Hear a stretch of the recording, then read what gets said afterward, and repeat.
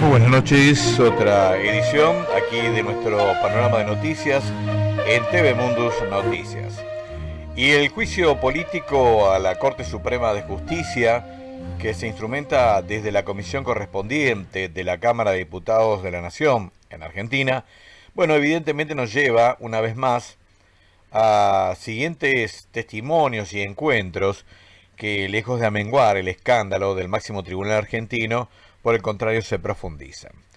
En el programa de hoy vamos a pasar algunos extractos de la larga declaración testimonial de Héctor Daniel Marchi, contador, que a su vez fue, digamos así, considerado como cierto administrador de la obra social del Poder Judicial de la Nación, donde se radica uno de los grandes escándalos que tiene precisamente este tribunal, de por sí sospechado por todos lados. En este caso, Marchi hizo una enumeración de una serie importante de irregularidades que por supuesto implica miles de millones de pesos en la obra social que debiera prestar el servicio a todos los trabajadores del Poder Judicial de la Nación. Concretamente, arranca diciendo que por denunciar esto, en los primeros minutos, vamos a ver, fue no solamente desplazado él y su equipo, sino también que fueron seguidos y presionados.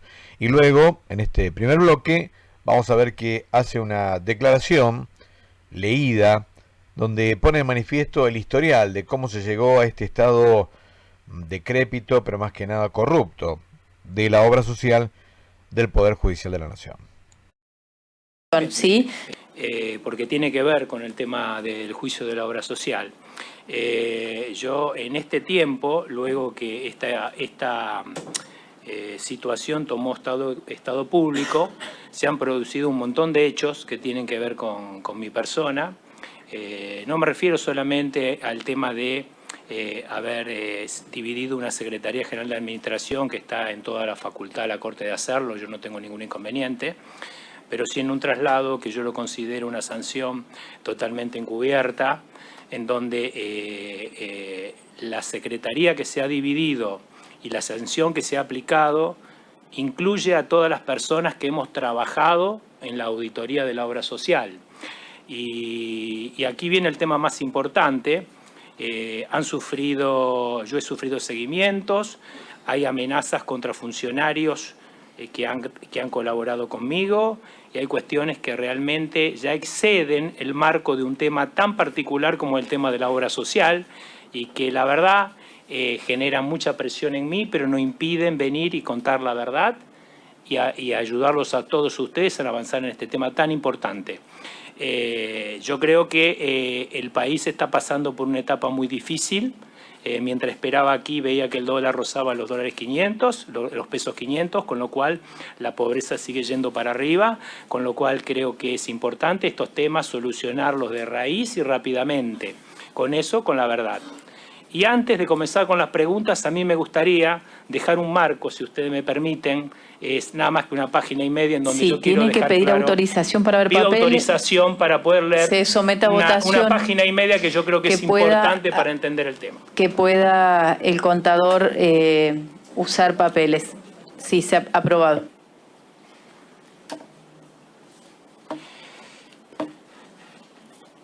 Lo que voy a hacer es enmarcar lo que fue la situación de la obra social en esta última década y media. El periodo donde estaba Nicolás Reyes como administrador, estaban unidos el Consejo, la Corte, y todo dependía de la administración. Esa es la razón de la acordada 31 del 2005, que se cita en la nota que envió la Corte durante la presidencia del doctor Petracchi. Luego se separó la Corte del Consejo, cambió las presidencias y Reyes se retiró. Cuando asumí, hubo que reorganizar todo. La nueva composición, bajo la presidencia del doctor Lorenzetti, llegó a un acuerdo muy claro: desconcentrar las áreas y que no todo dependiera de la presidencia o de la administración, como fue en el periodo anterior. Eso es lo que dice la acordada 9 del 2008, desconcentrar actividades ajenas a la administración. Por eso se distribuyeron las áreas. La doctora Hayton con Oficina de Violencia Doméstica, la doctora Argibay con la Oficina de la Mujer y el Cuerpo Médico Forense, el doctor Maqueda con la Obra Social, el doctor Zaffaroni y el doctor Lorenzetti con el Centro de Información Judicial. Cada ministro dirigía ese área y mandaba los proyectos de decisiones que el presidente firmaba, sobre una base de confianza. Pero cada área era independiente, como dice la acordada del Estatuto de la Obra, independencia funcional, financiera y de gestión. Cuando se asignaron las tareas por acordada, Maqueda pidió expresamente que no se consignara en una acordada porque la obra social es conflictiva. Luego voy a explicar por qué. Eso creó una especie de apariencia jurídica, pero está absolutamente claro que el doctor Maqueda dirigió totalmente la obra social durante todo ese periodo, como él mismo lo dijo en el mail que envió a sus colegas. Maqueda quedó a cargo de la obra social. Una prueba clara de ello es que todos los directores los eligió el doctor Maqueda y nunca hubo concurso. Por eso, y dado los resultados que saltaron a la vista cuando el doctor Maqueda se retiró, es que el doctor Lorenzetti hizo una disidencia pidiendo que se concursen los cargos de directores y no se vuelva a incurrir en el mismo error. Pero en este caso nuevamente se lo designó sin concurso y el doctor Altave a propuesta del doctor Rosati. Considero que es un error, lo he expresado en el informe número 1 mío. Maqueda designó el directorio con Tonón y la doctora Madies. Me pidió que designara un representante de la administración. Luego me pidió que lo sacara y renunció Madies y así quedó Tonón solo. Por eso hay cierta confusión, porque se dice que la obra estaba bajo la dependencia directa de la administración y seguidamente se señala que tiene una autonomía funcional y financiera, bajo la responsabilidad de un directorio, algo contradictorio. El directorio unipersonal decía todo, con consulta permanente con el doctor Maqueda. Por eso Maqueda, cuando envía el mail, en cierto modo hace una autocrítica y dice que fue un error sacar a la administración de la obra, refiriéndose a la del doctor Reyes. Y dice que es la única manera que funcione que esté bajo la supervisión de la administración. Por eso volví y comencé con los dictámenes de supervisión, recién con la acordada 19 del 2021, que me coloca en la órbita de la obra social y con informes mensuales de supervisión. Esos dictámenes míos fueron muy críticos. Si yo hubiera estado a cargo de la obra, no me hubiera criticado a mí mismo, hubiera hecho las cosas bien. Tampoco hubiera sido sancionado con mi traslado. Es absurdo que se diga que yo estaba a cargo de la obra. En el nuevo periodo tampoco cambiaron las cosas. El directorio lo propuso el doctor Rosati. Los empleados se designaron a propuesta del doctor Altave. Los auditores para controlarlos designó la Corte. Yo me opuse a eso porque bajo la apariencia de una transparencia hay un control de hecho. Eso le hace muy mal a la Corte y a todo el Poder Judicial de la Nación. Gracias por escucharme. Bien. Una de las instancias para que haya corrupción es precisamente la ausencia de información. Por eso, entre otras cosas, Héctor Daniel Marchi, en su declaración ante la Comisión de Juicio Político de la Cámara de Diputados, expresaba justamente que uno de los grandes problemas que él auditó en la obra social del Poder Judicial de la Nación es precisamente la falta de un soporte informático. Un tema difícil de solucionar a la brevedad, pero que era la puerta abierta como para que ocurriera las tropelías administrativas que denunció durante varias horas. La supervisión de la obra social. El tema fue así. Después de la pandemia, la obra social venía de un deterioro, porque yo soy afiliado, todos somos afiliados, venía de un deterioro que hizo explosión porque comenzaron las manifestaciones gremiales y la cosa se puso bastante difícil. En ese momento el doctor Maqueda, que estaba a cargo de la obra, me llamó y me preguntó a mi criterio cuáles eran los principales problemas que podía haber ahí. Yo le dije, mire doctor, yo viendo y escuchando a la gente, porque yo nunca pisé la obra social hasta ese momento, le digo, me parece que ahí hay un problema con los prestadores, porque creo que tienen los aranceles muy bajos, por lo menos era lo que nos pasaba a todos, pero por otro lado creo que hay un grave problema al no tener un sistema informático. Fueron las dos recomendaciones que le di informalmente. Él la llevó al acuerdo y se creó la Comisión de Informatización del Poder Judicial de la Nación. Esa comisión estuvo integrada por 3 personas, yo era el presidente, me acompañó el director de sistemas Sachi y el doctor Tonón.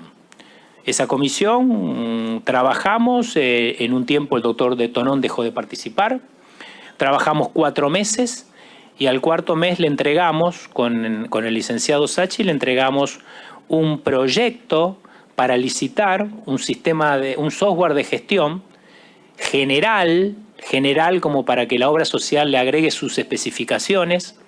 Tuvimos un gran apoyo incondicional del Hospital Italiano, o sea, nos movimos muchísimo para ayudar a todos los afiliados porque en realidad éramos nosotros también. Se lo entregamos y bueno, y no pasó nada.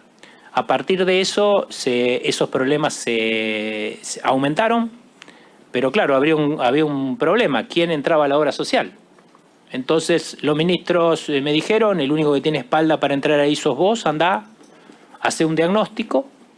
A partir de ahí se hizo la primera acordada, en donde a mí me encomendaron hacer un diagnóstico y bueno, para ver qué pasaba. Yo me presenté, hice un diagnóstico, que después se lo puedo comentar, di las recomendaciones de lo cual que se tenía que hacer, que quizás sería bueno que se lo comente a ustedes, si ustedes quieren. Y eso fue el informe número 1, en donde básicamente en el informe número 1 yo destaco que los problemas que yo vi eran 3. Yo lo primero que hice fue formar un grupo de trabajo con personal de auditoría, con personal de la Dirección de Administración y demás, que es la que realmente ahora se quedó sola. Y bueno, en ese trabajo yo detecté, yo suelo trabajar y soy muy apegado a la auditoría por riesgos, que es una especie de auditoría que permite identificar los riesgos y poder plantear soluciones. El primer problema que vi fue de tipo orgánico. Yo vi que había un directorio unipersonal en donde una sola persona tomaba las decisiones y en donde había delegaciones a personas para tomar actos muy importantes. Por otro lado, vi que había cargos vacantes, digamos, de mucha importancia, como 2 directores que faltaban, el subdirector administrativo, el subdirector médico tampoco estaba. Yo hice la gestión para que se incorpore. Y lo que hice mucho hincapié en las locaciones de servicio, que había 84 locaciones de servicio, de las cuales muchas ocupaban cargos importantes, como especialmente facturación y sistemas. Esas fueron mi primer debilidad que yo vi, y lo que aconsejé ahí fue que inmediatamente se incorporara a un contador y a un abogado del Poder Judicial de la Nación. ¿Por qué? Porque realmente la gente del Poder Judicial de la Nación, que es afiliada, es la que más conocimiento tiene de lo que es la obra social. Y el directorio estaba manejado por un médico que está bárbaro para el tema médico, pero el médico no puede saber de administración. Y el contador tampoco se tiene que meter en asuntos legales. Entonces yo propuse que ingresara rápidamente un contador y un abogado del Poder Judicial de la Nación. Esa fue mi principal opinión. Envié una nota para que inmediatamente se detengan las locaciones de servicio porque es un trabajo precario. Luego, la segunda debilidad que advertí fue el del sistema informático. El sistema informático realmente no era un sistema informático, eran pequeños subsistemas que cada uno funcionaba por sí, no tenían relación, con lo cual ahí advertí que esa era la base del problema. Le hice entregar la base nuevamente del proyecto para llamar a licitación y poder incorporar un sistema general de gestión que incluya un sistema contable. De esto ha pasado 2 años y todavía que yo sepa la licitación no está. En un tramo de su declaración, Marchi expresó justamente a la Comisión de Juicio Político, a la Corte Suprema Macrista, que uno de los temas que él denunció fue que los estados contables estaban en un soporte que era modificable, algo francamente al borde de la corrupción total. los estados contables no pueden ser modificables. Y por supuesto dijo que ahí había serias irregularidades que quedaban arbitradas y con la puerta abierta a que ocurrieran. Estamos hablando, entiéndase, de miles de millones de pesos que manejan arbitrariamente Horacio Rosati, Carlos Rosenkrantz, Juan Carlos Maqueda y el hasta ahora denunciante en este aspecto, Ricardo Lorenzetti. Aclaro que para implementar un sistema de contabilidad va a llevar un año más por lo menos, con lo cual la situación yo la veo grave. Y a partir de lo del sistema contable, que el área de sistema estaba a cargo de una persona con locación de servicios, detecto la debilidad, a mi criterio, más importante, pero que tiene que ver con todo, que son las relacionadas con la falta de herramientas de gestión. Y aquí hay una falta principal, que es la falta de contabilidad. La falta de contabilidad hay que explicarlo en términos criollos. Acá el productor agropecuario que no tiene una contabilidad, el comerciante que no tiene una contabilidad, el industrial que no tiene una contabilidad, el pyme que no tiene una pyme que no tiene una contabilidad, que de paso pierden un montón de tiempo y dinero para poder llevarla pagándole un contador, tiene graves problemas, no solamente con la FIP, sino de gestión, y seguramente se funde al día siguiente. No existe una organización sin contabilidad. Entonces, yo cuando detecté que no hay contabilidad, era muy fácil detectar los demás. No hay controles de pagos, no hay controles de ingresos, hay diferencias de inventario. Puedo enumerar un montón de situaciones que ustedes pueden ver ahora cuando lean los informes. No hay conciliaciones bancarias, no hay nada. Entonces, lo que sugerí ahí, no hay presupuestos. Y voy a emitir mi opinión personal respecto a los balances. Cuando veo los balances y veo que los mismos contadores ponen en un párrafo, dicen que el sistema informático no es confiable y que esta información se puede cambiar al día siguiente, y son los mismos contadores que firman durante 10 años, me están diciendo que los que firmaron el segundo, el tercero, el cuarto, el quinto y el sexto pueden ser un dibujo. Entonces digo, la falta de seriedad que yo volqué en los informes, yo no lo volqué en contra de nadie. Yo lo volqué a favor de 100.000 afiliados, dentro de los que yo me encuentro y de los que se encuentran ustedes. La obra social, cuando yo ingresé, estaba fundida. La obra social, cuando yo llegué, estaba fundida. El gran aporte de la Secretaría General de Administración a la obra social fue por dos motivos. Primero, se hizo cargo del pago de los sueldos de los empleados de la obra social. Y realmente estoy satisfecho. Hoy en día se siguen pagando a pesar que la obra social tiene superávit y seguramente un fondo anticíclico a esta altura de 80.000 millones. Yo ya comuniqué que no debería seguir pagándolo, pero bueno, hay decisión de los ministros y yo la respeto, de seguir pagándolo. Pero la obra social se recompuso porque no tenía ni para pagar los sueldos. La Secretaría General de Administración, con la responsabilidad fiscal, la pagó. Pero acá viene el otro motivo por el cual se recuperó. Se recuperó porque la Secretaría General de Administración, con una administración superavitaria, lo que hizo fue instrumentar una política de salarios altos. No altos de que sean, sino que tengan que ver con la realidad de la economía. Los salarios judiciales, que cuando yo ingresé 4 jueces tomaban un taxi para ir a trabajar y el pobre trabajador tenía que ir a pie, se revirtió a lo largo de los años. Y esos salarios nuevos repercutieron en los aportes que recibió la obra social. Y la obra social se hizo poderosa a partir de esas dos cuestiones. Quiero dejar claro cuál es la intervención de la Secretaría General de Administración. Usted hizo Una vez referencia. más aparece en escena el nefasto personaje de Silvio Robles, una especie de Rasputín que trabaja para Horacio Rosati, el presidente de la Corte Suprema, el presidente del Consejo de la Magistratura, un hombre peligrosísimo al servicio del PRO, que es una amenaza para el poder mismo, ¿no? Decíamos entonces, este hombre, Silvio Robles, que aparecía en los teléfonos de Marcelo D'Alessandro, el ministro de Seguridad de la Intendencia de la Ciudad de Buenos Aires, que ahora, ha renunciado a su cargo luego del escándalo de Lago Escondido. Decíamos entonces, Silvio Robles recibía los estados contables, pero dice Marchi que luego estos no se publicaban en el CIJ. El CIJ es el Centro de Información Judicial, el sitio web o la agencia de noticias, por decir de alguna manera, oficial del Poder Judicial. Marchi expresaba que si bien se le acercaban a Silvio Robles estos balances y estos informes, bueno, nunca llegaban aparentemente a ser publicados, aparentemente quedaban en manos de él o escondidos entre él y el resto de los integrantes de la Corte. En el Centro de Información Judicial fue el número 1.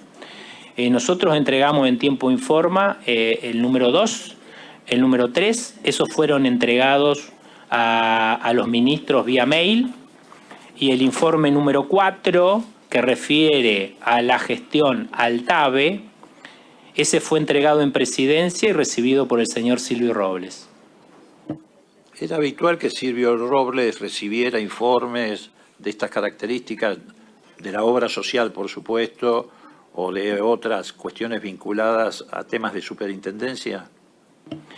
El señor Silvio Robles era el vocero de Rosati dentro de la Corte. Él iba a hablar con los directores. Era una cuestión por la cual yo no estaba muy conforme, porque yo vengo empecé con una Corte de 7 ministros solemnes, en donde se respetaba a rajatabla los formalismos, y bueno, desde la llegada o la manera de manejarse de esta persona, llevaba indicaciones a los directores de parte del doctor Rosati o de parte de los 3 ministros, cosa que no me consta si era verdad que llevaba información de los 3 ministros.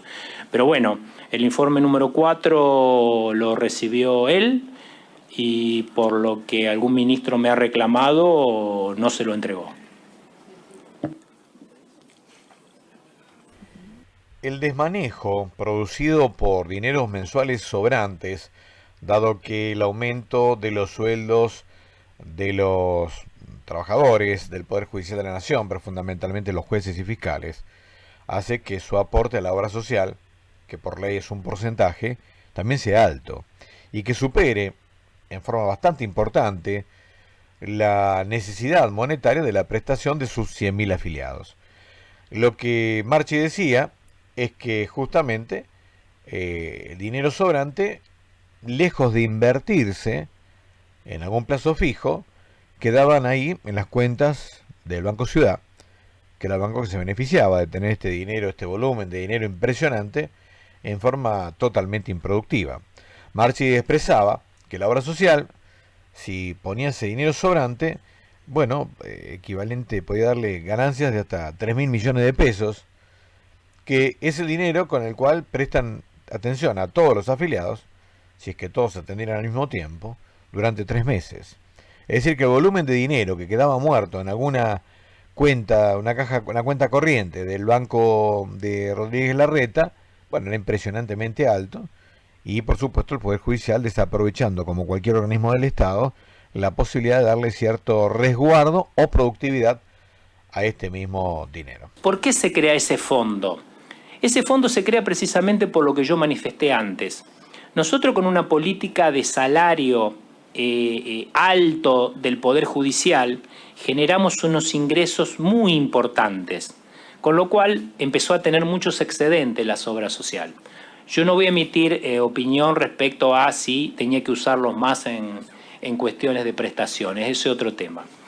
Al existir tantos excedentes, los ministros, los 7, que yo agradezco tenían mucha confianza en mi persona, estimaron prudente que, para que no tengan tanto dinero la obra social sin usar, que parte de ese dinero pase a la Corte Suprema, determinado por la obra social. El directorio de la obra social define cuánto dinero le sobra para poder transferirlo. La Corte no interviene.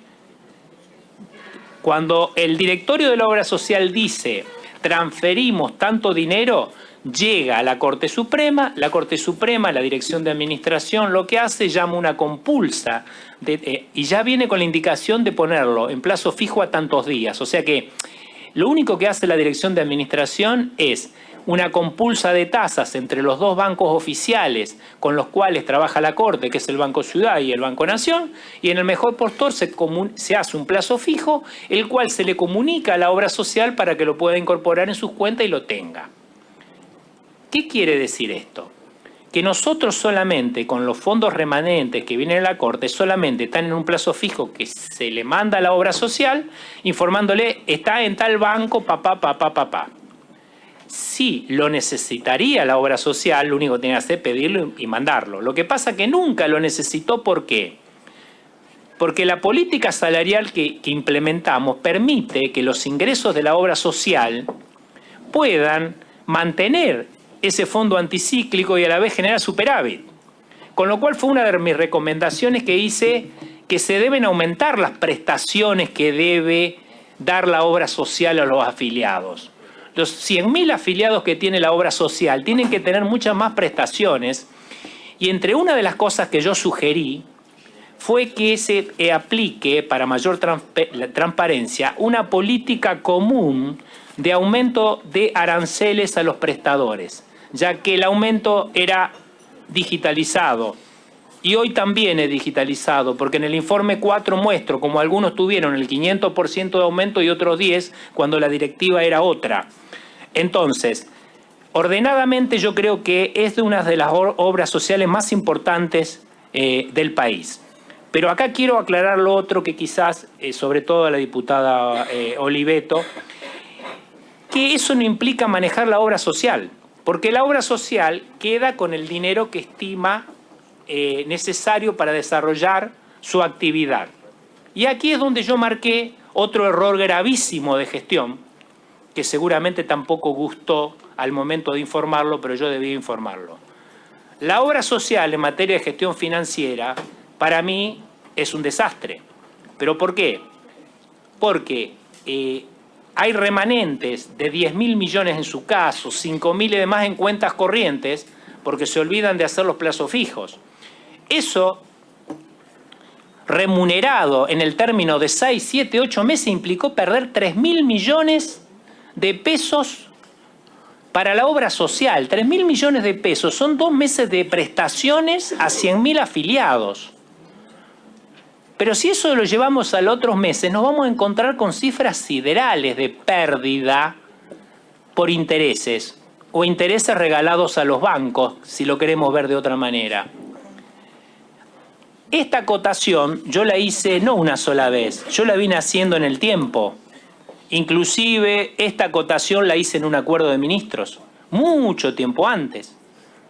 Con lo cual, lo que digo es que esta auditoría que he realizado y que en el tiempo estuvo menos de un año, lo que hicimos es solamente detectar todas las falencias de una obra social en todos los sentidos para mejorarla para 100.000 afiliados que se merecen un mejor servicio de salud. Basta recorrer los prestadores para saber en qué estado están y no se le paga lo que se le debe pagar. Ahora bien, se le debe pagar a todos como corresponde y de igual manera. Tienen que tener todos la misma posibilidad de tener los mismos aumentos. Entonces, esa política también tiene que ir de la mano con la transparencia. Porque no todas las resoluciones de la obra social están publicadas.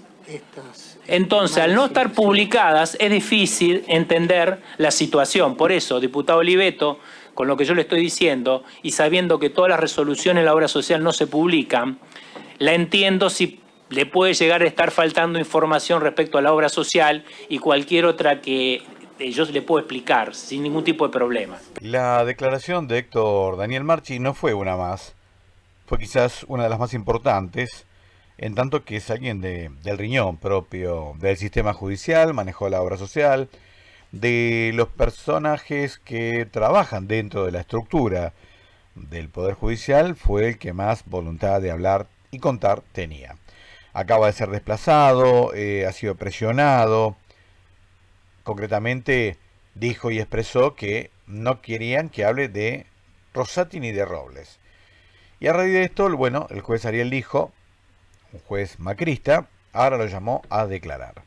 Así que, bueno, demuestra cómo se mueve la mafia judicial en la Argentina, el que habla lo hacen declarar, como diciendo tenés algo para decir, tenés que decirlo judicialmente, y de esa manera ya lo comprometen. En otros casos no tienen esa velocidad, pero cuando la mafia es tocada, la mafia se pone en acción. Así que bueno, el testimonio de Marchi ante esta comisión de juicio político, que está teniendo mayor repercusión de la que los derechistas querían, y se van destapando cosas intapables, para decir de alguna manera, de esta que es la Corte Suprema más vergonzante que hay desde 1983 para acá. Bueno, nos vamos. Ustedes saben, ya tienen disponibles todos los libros de los archivos del régimen. También tienen acá el último número de la revista Eco Informativo, que por supuesto ustedes la pueden bajar en PDF gratis, totalmente gratis, como todos los contenidos que damos en TV Mundos. Daniel Docampo Espada, Novo Mundus Net, Televisión.